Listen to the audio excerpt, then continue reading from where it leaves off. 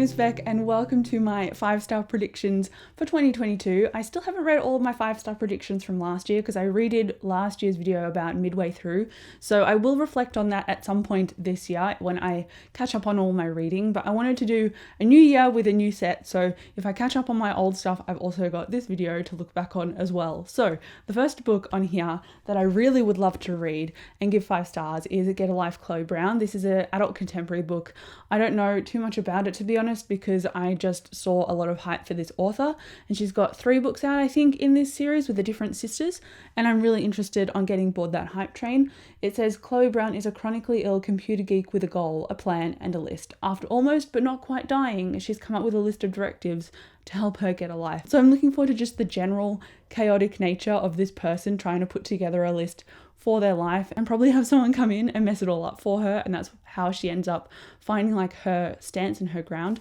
I'm honestly just excited to read a contemporary book because I love reading contemporary and then trying to find new favorites, and I don't do it as often as I should. So that's why this is the first book on this list, even though most of the others are pretty much fantasy like I would usually pick up. One of those aforementioned fantasy books is Ruin of Kings by Jen Lyons. I've mentioned this before, but not in any great context. I know that it's adult fantasy. It's at least a quartet, if not an ongoing series at the moment, and it has multiple perspectives of different queer characters. I think one of them is like a thief or a rogue, and I love characters like that are a little bit morally grey but have like a heart of gold or a heart on erring on the good side at least. When Destiny Calls There's No Fighting Back is the draw card, and it looks like there are a bunch of split loyalties and immortal heirs and gods and demons in here too. So it sounds like, or it seems to be at least, a book that I'm really, really gonna love. So if you've read this, tell me about it, because obviously don't spoil me, but tell me what you rated it, because I've only seen a couple of people talk about this and they seem to be really liking it. So I'm really hoping that I fall on that side of the fence as well. I also have The Black Hawks, which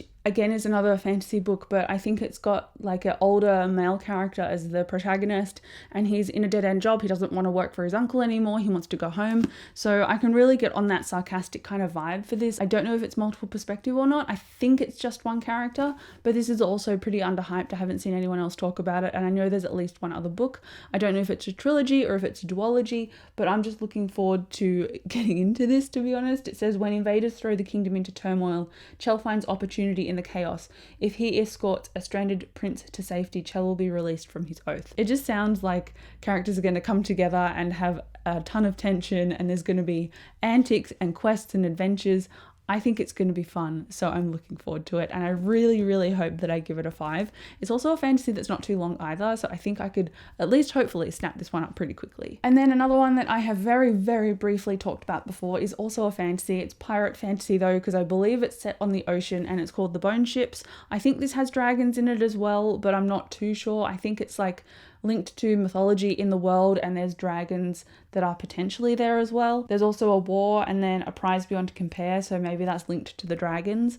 But I am really looking forward to reading this because it seems like it's in a similar marketing or visual vibe to Robin Hobb, and I love Robin Hobb. So I'm hoping that this really speaks to something similar of like her Live Ship Traders series, because that's also set on the ocean and I loved that series. So I'm hoping that I can again love this one as well. I really hope all these are 5 stars. If not 5 stars, at least 4. Like, keep them high ratings, please. I hope they come through. And then the last book on this list, I'm keeping it quite short so that it's not too challenging for me to look back on, is The Atlas 6 by, I think, Olivia Blake.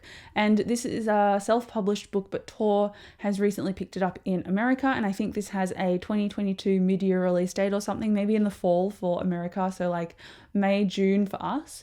And I am anticipating this because it's been marketed as dark academia. I don't know if it's multiple perspective or not, but it is a fantasy book. So I'm looking forward to having all the writing tightened so that I can then get on board with the new published version, because previously it was self-published, and while that's not an issue for me at all, I think it will be even better after it's gone through a whole bunch of eyes and a whole bunch of publishing people. So I'm really, really excited about this one. I've heard the pace is kind of up and down, so I hope any like minute things like that have been tightened and fixed, or like worked on at least, in the new published version. So the Atlas 6 is one that I'm looking forward to, and I keep seeing people talk about it and hype it up to me, and I am resisting the urge to start it until it's actually published through Tor. So whenever Australia gets the rights to that, unless maybe I order it online, I'm looking forward to reading the Atlas 6. But those are it for all of my 5-star predictions for this year at least. Let me know if any of these are on your TBR. I'd be really interested to know. If you don't know what to say, just leave me a purple heart emoji in the comments and I will chat to you down there, but I will also see you in my next video. Thank you so much for watching.